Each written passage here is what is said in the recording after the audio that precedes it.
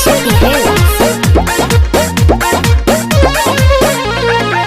बाड़ू तू कवना दर्द मेहरनिया लागता उतरल चेहरा के पनिया। बाड़ू तू कवना दर्द मेहरनिया लागता उतरल चेहरा के पनिया।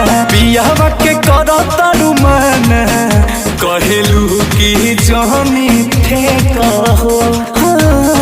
पियावा के करता रुमान कहेलू की जहनी थे कहो। ए राजा हो बथेला को मोरिया दबाई दे हो। ए राजा हो कवन हो बोए के बोलाई दे हो। ए राजा हो बथेला को मोरिया दबाई दे हो।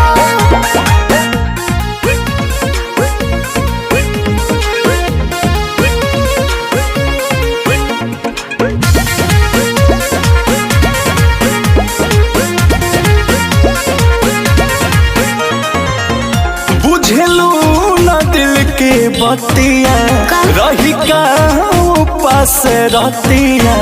मौका पर धोखा देलू फेरलू नहीं करबतिया।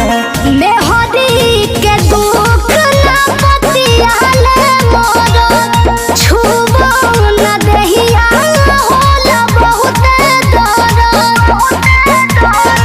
ऐसे न बेरियर लगाबो तनिका सहनियो देखो।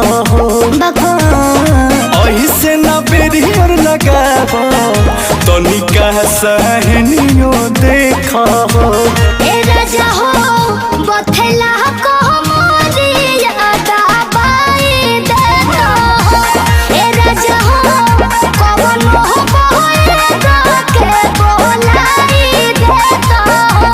ए राजा हो बथेला को मोरिया दबाई दे हो।